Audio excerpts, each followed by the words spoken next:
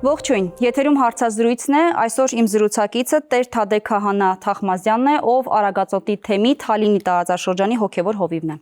Օրհնեցեք Տեր հայր։ Աստված օրհնի ձեզ։ Մինչ վերջին շաբաթներին եկեղեցու շուրջ տեղի ունեցող իրադարձությունները, Տեր Թադէ, ես կուզեի խոսեինք հետևյալից, ձեր կարգալուծության վերաբերյալ մի քանի պարզաբանումներ խնդրում եմ ներկայացնեք։ Դուք հրապարակային աջակցություն հայտնեցիք Տեր Արամի եկեղեցու խնդիրների վերաբերյալ հնչեցրած մտահոգություններին եւ դուք առաջիններից մեկն էիք։ Ձեր կարգալուծությունը ձեր կարծիքով պատժի կանխարգելման թե այլ հոգևորականներին ձեր օրինակով վախեցնելու համար կատարվեց։ Շնորհակալություն ինձ հրավիրելու համար նախ Անշուշտ, երբ որ ես միանում էի Տեր Արամի արդար ձայնին,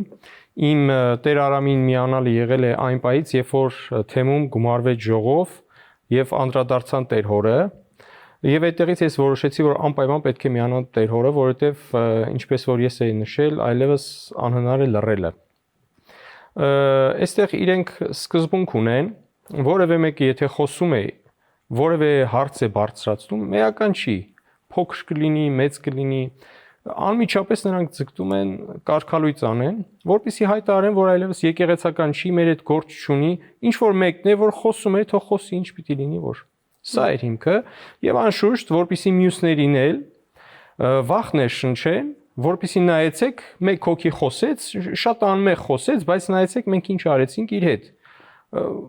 Անմիջապես կարգալույծ արեցինք։ Եթե դուք էլ խոսեք, որևէ մեկը համարձակվեք, ձեզ էլ կարգալույծ կանենք։ Սա է հիմքը։ Ձեզ ասում են, որ եկեղեցին ու եկեղեցականներին վարկաբեկում եք։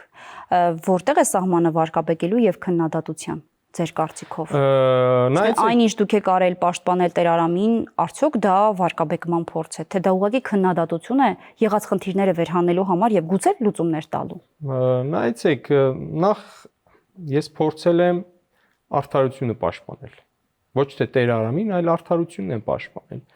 Եվ վարկաբեկել եկեղեցականին եւ եկեղեցականը, գիտեք, իրենցից լավ դեռևս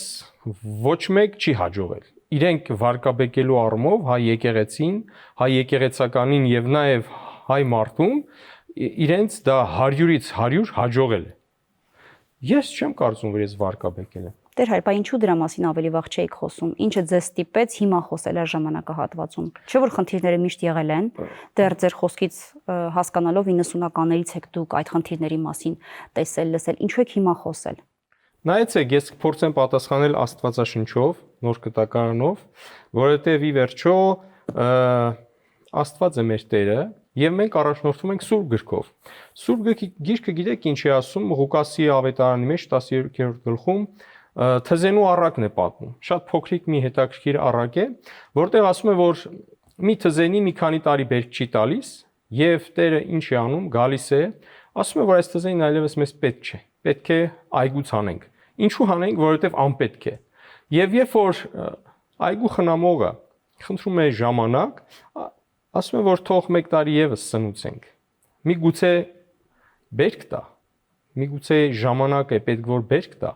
Եվ անցնում է 1 տարի եւս եւ բերք չի տալիս, եւ ինչ է լինում այդ թզենու հետ։ Անշուշտ այգուց դուրս է նետվում։ Իբրև անպիտան վառելափայտ։ Գիտեք, ժամանակները մենք չենք որոշում, ժամանակներն Աստված է որոշում։ Ինքն է Տերը, ինքն է եկեղեցու Տերը։ Ինքն էլ հիմն է, Քրիստոս է հիմն է եկեղեցին, եւ ինքն է որոշում ժամանակը։ Ինքն է դնում մարդկանց սրտերի մեջ։ Մենք պետք է սա շատ հրաշալի հասկանանք։ Այս ամբողջ process-ը որ տեղի է ունենում, Աստված է սրա հեղինակը, Քրիստոսը, եւ նա է որոշում ում սրտի մեջ դնել եւ ինչպես դնել։ Եվ այս պայքարը պետք է հիշեցնեմ, որ քաղաքական չէ վստահաբար եւ եկեղեցու դեմ չէ վստահաբար։ Սա մի քանի անձի դեմ է, որ մեր եկեղեցին հեծնել են, ծնգի են բերել եւ արունակամ են անում, եւ այս ամբողջ պայքարը Քրիստոսով մենք փորձում ենք մեր մայր եկեղեցուն ոտքի կանգնեցնել, մշակել վերքերը եւ զարդարել բարեվարքությամբ, զարդարել հեզությամբ, զարդարել աստվածպաշտությամբ, որպեսզի Քրիստոսին մենք կարողանանք փառքով ներկայանալ, իբրև հայ ժողովուրդ։ Ասում եք սա եկեղեցու դեմ պայքար չէ։ Բնականաբար ոչ, մի քանի անհատների։ Անհատների դեմ է, բայց արդյոք եկեղեցում խնդիրներ չկան։ Արդյոք այդ խնդիրները բացառապես պայմանավորված են այդ անհատներով։ Արդյոք հնարավոր չէ Տեր հայր եղած խնդիրները լուծել ներսում։ իրար հետ քննարկելով, որոշակի հարցեր վեր բարձրացնելով, լուծումներ առաջարկելով, հնարավոր չէ ներսում խնդիրները լուծել։ Նայեցեք, ժամանակը փորձը ցույց տվեց, որ ոչ, չի լուծվում, որովհետև ներկայիս իշխանությունը ամբողջությամբ եկեղեցական օրենսդրություն դրել է մեկ կողմ եւ անում է այնպես, ինչպես իրենց հաճելի է եւ վերջ։ Հետևաբար մենք ոչ մի եկեղեցական իշխանության մասին եք խոսում։ Այո, եկեղեցական բարձրագույն իշխանության մի քանի անձեր, որոնք որ փորձել են եկեղեցին կառավարել այնպես, ինչպես իրենց է հարմար կամ չգիտեմ ում է հարմար, բայց ոչ հայ ժողովրդին, ոչ հայ եկեղեցուն կամ հայ եկեղեցականին։ 10 եպիսկոպոսների խումբ հրապարակային հայտարարությունից հետո, դուք գիտեք, որ հայտարարության մասին է խոսքը, գնացին Մայրաթոր եւ հանձնեցին իրենց գրավոր դիրքորոշումը։ Տպավորությունն այնպիսին էր նախորդ շաբաթ տեղի ունեցած իրադարձության, որ սա ավելի շատ քաղաքական պայքար էր հիշեցնում։ Մի կողմից հավաքվել էին մարդիկ, ովքեր գոռում էին վեհափառ, մյուս կողմից հավաքվել էին մարդիկ, ովքեր հակառակն էին գոչում, որ վեհափառը պիտի հեռանա։ 10 եպիսկոպոսներն էլ հանձնեցին իրենց այդ դիրքորոշումը։ Այս իրավիճակը ձեզ համար հասկանալի է։ Սա կապ ունի եկեղեցու հետ ընդհանրապես։ Նայեցեք, փորձեմ այսպիսի մի պատասխան տալ, նայենք մի քիչ վերևից։ Աստծո աչքերով նայենք ներքևում ինչ է կատարվում։ Մայր տաճարի բակում հավաքվել են մարդիկ, որտեղ որ գոռում են. «Վեհափառ, հեռացիր»։ Ինչ եք կարծում, սա Աստծո կամք չէր։ Բարձրաձայն հնչեց, ժողովուրդը իր դիրքորոշումը բարձրաձայն հնչեց։ Այո, անշուշտ նրանք փորձել էին ժողովուրդ բերեին, որպեսզի գոռային վեհափառ, վեհափառ, վեհափառ, բայց այս մի կողմը գոռում էր հեռացիր։ Եվ երբ որ ընդհանուր ես նայում այս process-ին, ստացվում է մեկ բան՝ վեհափառ, հեռացիր։ Եվ ասում է ձայն բազմած ձայն Աստծո։ Սա է, եւ անշուշտ, այո, այստեղ մենք այսինքն մի կողմը ժողովրդի Աստծո ձայններ, մյուս կողմը ոչ։ Ոչ, ընդհանուր երկուսն էլ Աստծո ձայն էին ասում, Աստծո արդարությունն էին բարձրաձայնում, պարզապես մի կողմն ասում էր վեհափառ, մյուս կողմը հեռացիր, եւ երբ որ մենք նայում ենք ընդհանուր նախադասությանը, ստացվում է վեհափառ հեռացիր, վերջ։ Ժողովուրդը դա էր պահանջում։ Ինչի կհանգեցնի այս դիրքորոշումը եպիսկոպոսների, որը ուղղվեց Մայրաթորին, ինչ կփոխվի, ինչ փոփոխություն ակնկալիք կա։ Նայեցեք, եպիսկոպոսները այս process-ները տարան թղթարարության, որովհետև ուրիշ է, երբ որ Facebook-յան պատին ինչ-որ մի հայտարարություն ես դնում, ուրիշ է, երբ որ տաղավարում մի քանի մտքեր են փոխանակում, բայց ուրիշ է, երբ որ այս process-ը մտնում է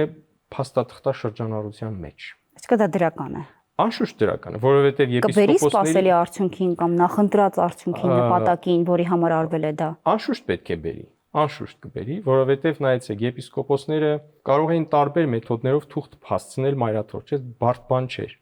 Բայց ինչու ժողովրդի հետ միասին գնացին, որպեսզի ցույց տան, որ դա միայն եպիսկոպոսների կամքը չէ, կամ ինչպես որ հաճախ ես մեդիայից լսում եմ, որ ասում են կոմպրոմատ կա եպիսկոպոսների դեմ։ Այո, լավ, շատ բարի, եպիսկոպոսների դեմ ընդունենք կա ինչ-որ մի բան, բայց ժողովուրդը ինչու գնաց միացավ այդ եպիսկոպոսներին։ Ժողովուրդը պարզապես միացավ, որ ցույց տար այդ թուղթը, որ նրանք փոխանցում են, ուժ ունի։ Ժողովրդի ձայնն է այդ թուղթը։ Ոչ միայն թուղթ է գրված 10 հոգու կողմից ստորագրված, այլ դրա թիկունքում կանգնած է հայ ժողովուրդը։ Եվ եթե պետք լինի, անշուշտ շատ ավելին կլինի այդ մարդկանց թիվը։ Պարզապես ժողովուրդը այնքան իմաստուն է հայ ժողովուրդը, որ ինքը կարողանում է Աստծով իր գործերը քայլացնել եւ գիտեք, չպատասխանելու հետ կապված, որ անընդհատ խուսափում է պատասխանել, հետեւյալ միտքը ես ունեմ։ Երբ որ մենք ինչ-որ մի հարցի շուրջ քննարկում ենք միասին, դուք եւ ես կողմերն ենք, երկու կողմերն ենք։ Բայց երբ որ ես սկսում եմ անընդհատ խոսել եւ իմ դիմացի մարդը անընդհատ լռում է, ինքը դադարում է կողմ լինելուց, ինքը դառնում է առարկան, բանավեճի առարկան։ Այլևս իր հետ մենք չենք խոսում։ Մենք որոշում ենք իր հետ ինչպես վարվել։ Սա էլ է, չէ՞, երբեմն մարդիկ կան, որ մտածում են, կաթողիկոսը չի պատասխանում։ Այո, մտածում են իմաստուն քայլ է անում, չի պատասխանում, բայց ինքը դառնում է առարկա, ոչ թե կողմը։ Կողմից ինքը իրեն չխոսելով, լուր մնալով, կողմից իրեն հանում է եւ դարձնում է առարկան։ Եվ մենք ենք որոշում ինչպես իր հետ վարվել։ Բայց չխոսելը համաձայնության նշան է։ Չեմ կարող ասել։ Խոսելը ինչի նշան է իր կողմից։ Իրեն պետք է այդ հարցերը ուղղել։ Մոտ 700 քահանա կա, եթե չեմ սխալվում։ Այո, մոտ։ Հիմա Տեր-Թադե այդ քահանաներից հրապարակային քննադատությամբ հանդես են եկել գուցե մի քանի տասնյակ, այդ թվում նաև դուք։ Սա ինչի մասին է խոսում, որ հայտարարություններ չխարածները միավորված են եւ համերաշխություն ունեն, թե սա էլ է լրացված վախի միջոցով։ Նայեցեք, տարիներ շարունակ եկեղեցին գործել է օրենքներից դուրս։ Արել են այնպես, ինչպես ցանկացել են, եւ այդ վախի մթնոլորտը այնքան ուժգին է եղել,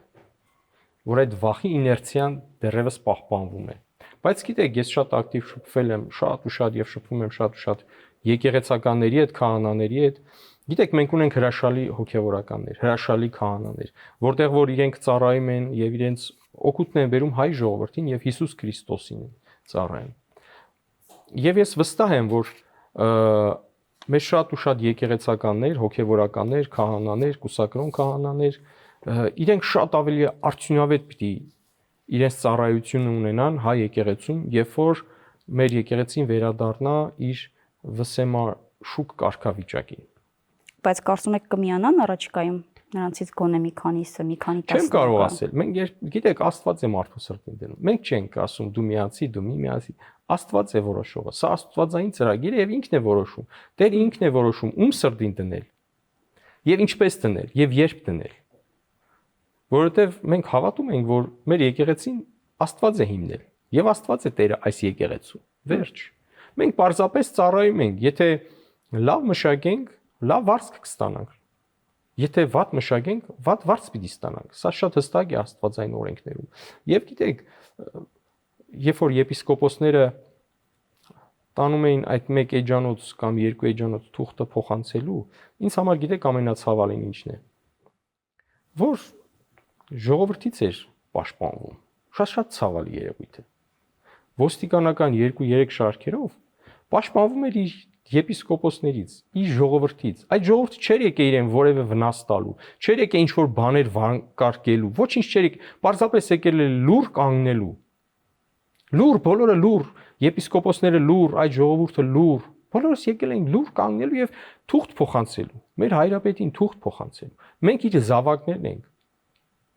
Ինքը անմիջապես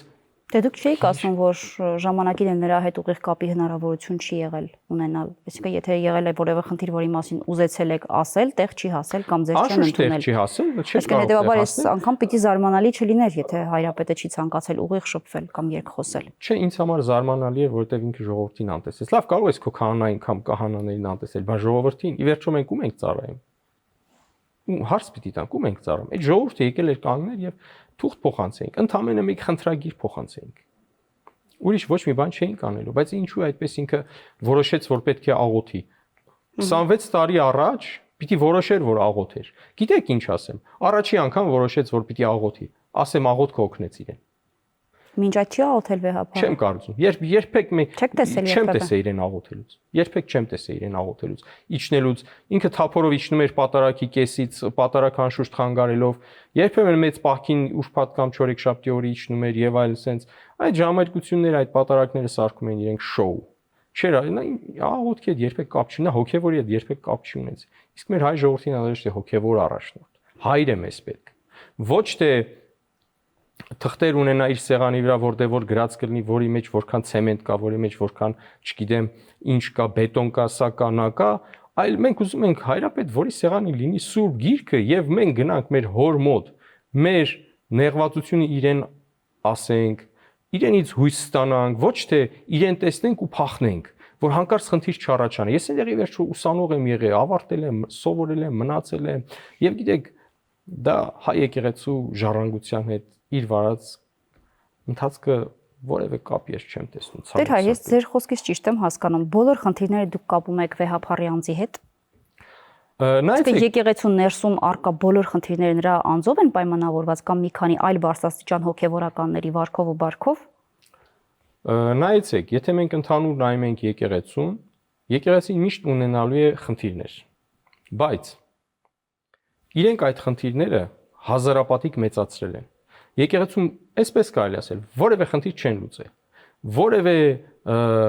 դիրքորոշում չեն ունեցել, որևէ կրոնական հարցի հանդեպ։ Իրանք միայն Սպասել են քաղաքական process լինի, թղթերը տանեն սենյակից սենյակ, գրեն, մրեն, ճժեն, բերեն, անմիջապես ապատեղեկատվական համակարգում դնեն, տեղադրեն ու իրենք համարեն, որ այս ժողովրդին մեծ ծառայություն մատուցեցին։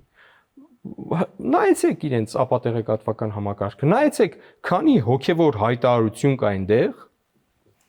եւ քանի քաղաքական հայտարարություն կա այնտեղ։ Եվ մի տեսակ տպավորություն է, որ մենք պայքարի մեջ ենք մտել քաղաքական ընդդիմադիր ուժերի հետ։ Ոչ թե մեր եկեղեցու հայրապետին չեն կարողանում մի թուղթ տալ։ Որոշում է աղոթք անել, որոշում է կազմ փոխել։ Իրեն ով է ասել, որ ինքը հայրապետի ամեն ինչ կարող է։ Իրեն ով է ասել։ Կա եկեղեցում կա օրենք, օրենքը ինչու եք դրել մի կողմ եւ անում եք այն ինչ որ ձեզ հաճելի է։ Սա Աստծուն հաճելի չէ։ Ինչու եկեղեցին մտավ քաղաքականություն, այդպես են ասում։ Անշուշտ բոլոր եկեղեցականները դեմ են, որ եկեղեցին մտնի քաղաքականություն, եւ դրա լավագույն օրինակը կար, որ 24 եպիսկոպոս ժողով են գումարում, 20-ը դեմ են լինում, որպեսզի եկեղեցին մտնի քաղաքականություն, 4-ը կողմ, եւ անցնում է 4-ի որոշումը։ Սա չի կարելի։ Որն է բացատրությունը ըստ ձեզ։ Չեմ կարող ասել, իրանք հավանաբար ինչ որ շահեր են սպասարկում։ Իրանք հավանաբար ինչ որ պարտավորություններ են իրենց վրա վերցրել։ Իրենք պետք է այդ մասին խոսեն։ Մենք կարող ենք շատ եզրակացություններ անել, բայց իրենք պետք է ավելի ճիշտ կլինի իրենք խոսեն։ Ինչու հոգևոր հայտարարություններ չեն անում, այլ իրենք միշտ ցկտում են քաղաքական դիրքորոշումներ հայտնել, անընդհատ ու անընդմեջ։ Դե բայց տեսեք, իրենք ինչ են ասում, ոչ միայն հոգևոր դասի ներկայացուցիչները որոշ, այլև նրանց պաշտպանող ընդդիմադիր որոշ շրջանակներ, իրենք ասում են եւ նաեւ որոշ մտավորականներ այդ կարծիքն ունեն։ Ասում են, որ ոնց է հնարավոր երկրի օրհասական պահին երկրի հոգևոր հայրերը անմասն մնային քաղաքական process-ներից կամ ոչ թե քաղաքական process-ներից, այլ ընդհանուր մտահոգություններ չհայտնեին երկրի օրհասական իրավիճակի հետ կապված։ Դա ո՞նց է հնարավոր։ Իրենք ասում են, սա քաղաքականություն չէ, բայց եթե նույնիսկ քաղաքականություն է, դա կարելի է արդարացնել, որովհետև օրհասական իրավիճակում էին գտնվում։ Արդյոք սա կարելի է այսպես դիտարկել։ Ասել, որ դե հա, օրհասական իրավիճակում ենք, իրենք էլ պիտի խոսեին դրա մասին։ Եվ դա քաղաքականությամբ զբաղվել չէ։ Նայեցեք, մի քանի բան կա սրա հետ կապված, բայց ես փորձեցի գոնե վերջի շրջանի ընթացքը հիշել մեր պատմական քաղաքական։ Ինչ եք կարծում 99 թվականի հոկտեմբերի 27-ը հայ ժողովրդի կյանքում ինչ էր, օրհասական չէր։ Ինչ եք կարծում մարտի 1-ը օրհասական չէր։ Ինչ եք կարծում Արցախում ունենալ թեմ չլինի հոգևոր կյանք, ինչ եք կարծում, սա օրհասական չէր։ 16 թվականի պատերազմը նաև թեկուզ 16 թվականի պատերազմը կարելի է ներառել, սա օրհասական չէր։ Գիտեք, Փառք Աստծո Հայաստանի Հանրապետությունը այսօր իր համար որդեգրել է անկախացման process, փաստացի անկախացման process։ Եվ հավանաբար ինչ որ ուժերի դուր չի գալիս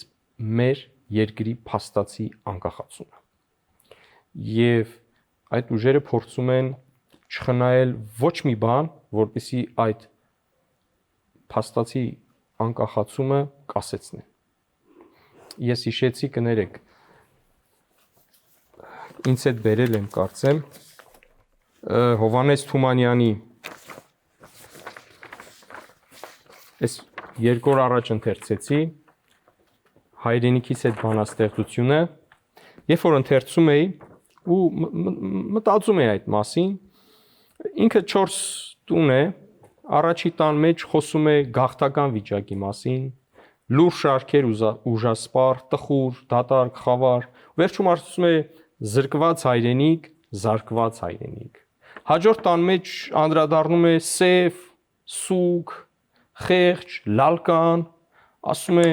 վերջում ողբի հայրենիքն է եւ որբի հայրենիքն է։ Գիտեք, երրորդ տան մեջ խոսում է այն մասին ու ասում է ու պիտի դառնաս այն երկիրը, ուր ձգտում է մեր հոգին, հույսի հայրենիք, լույսի հայրենիք։ Իմ համոզմամբ, իմ ներքին համոզմամբ, միգուցե սխալվեմ, չգիտեմ։ Մենք այս բանաստեղծության 3-րդ տան մեջ ենք։ Այս պահին կերտվում է մեր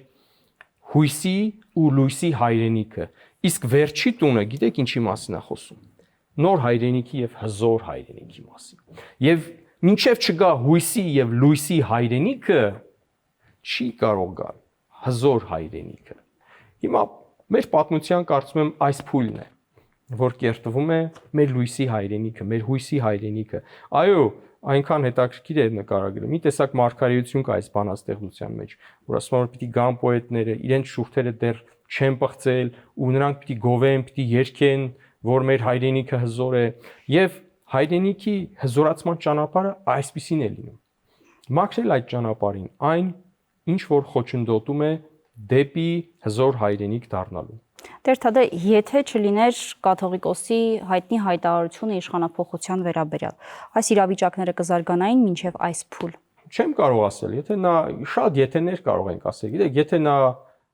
իր հոգևորականների այլ հոգևոր առաջնորդներ արդյոք պատերազմի պարտություններից հետո իրենց երկրի ղեկավարությունների հրաժարականներ պիտի պահանջեին։ Անդրադառնա եւ խոսեի, եթե մտաբերենք, փորձենք մտաբերել, արդյոք որևէ թեկուզ մեր տարածաշրջանի երկրներից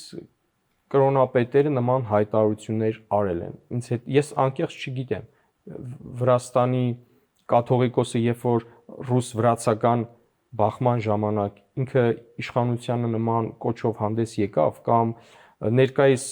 ուկրաինական պատերազմի ժամանակ արդյոք Ռուսաստանի կաթողիկոսը նման հայտարարությամբ հանդես եկավ, կամ չգիտեմ, երբ որ 92 թվականին պատերազմ էր հայ-ադրբեջանական, երբ որ Ադրբեջանը պարտություն կրեց, արդյոք Ադրբեջանի հոգևոր առաջնորդը նման հայտարարությամբ հանդես եկավ այդ պահին գործող իշխանությունների հետ հանդեպ։ Ես չեմ կարող ասել, բայց ես կարող եմ ասել, որ Հայաստանում անմիջապես հայտարարություն եկավ, շատ արագ, մի տեսակ կուսակցական հայտարարություն հնչեց, ժողովրդի ականջին կուսակցական հայտարարություն դա հնչեց, անկեղծ։ Վարչապետի կողմից առաջարկվող եկեղեցու նորոգման ճանապարհային քարտեզի վերաբերյալ ինչ տեսակետ դուք ունեք, ինչպես եք պատկերացնում եկեղեցու բարենորոգման տեսլականը։ Հետևյալ կերպ, այդ տեսլականը սկիզբն է, մեղն է, անկյունակարն է, դրա շուրջ դեռ պետք է շատ աշխատել։ Դա մեկ օրվա, մեկ ամսվա, մեկ տարվա չի, գիտեք, 20 քանի տարի, 26 տարի եկեղեցական աշխատանք չի գնացել։ Գնացել է շինարարություն, կառուցել, քանդել, բետոն լցնել, ցեմենտ լցնել, այս թուղթը տանել, թուղթը բերել, ներկրել, ներմուծել, արտահանել, մի քանի քահանա ձեռնադրել, հետ կարգալույց անել, տեսնենք Facebook-յան էջերը հետևեք շատ ակտիվ, տեսեք որ մի քահանան է, ինչ հայտարարություն է դնում, ինչ նյութով է կիսվում, եթե իր հայացքները որոշակիորեն քաղաքականամետ են, անմիջապես կանչեք եւ ճնշումների ենթարկեք, եթե ընդդիմության հետ լավ է, այդպես կիսվում է եւ այլ նկար է դնում, օքեյ կլինի, լավ է, պահենք։ Այսպիսի բաներով է զբաղված եղել։ Այնինչ հայ եկեղեցին գիտեք ունի իր հստակ կանոնադրությունը, իր օրենսդրությունը եւ այդ օրենսդրությունը առաջին հերթին պետք է վերհանվի, պետք է մաքրագրվի,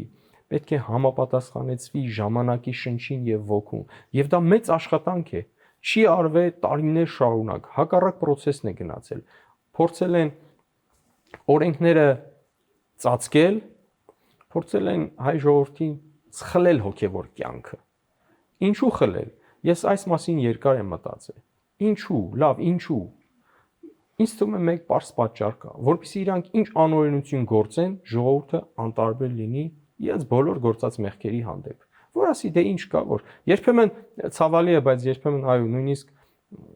եթերներով ենք տեսնում այդպիսի արտահայտության կամ այդպիսի դրսևորումներ, այդպիսի մտքեր, որ դե չգիտեմ, տղա են կամ այլ ձևով են բնորոշում կամ մի քիչ այլ, մի քիչ սա շատ ցավալի է։ Սա հայ ժողովրդի հետ կապ չունի, ես ինչ որ տեղի ունեմ։ Հայ ժողովրդի պատմությունը ես վստահ եմ միշտ էլ կերտվել է արդարությամբ, ազնվությամբ եւ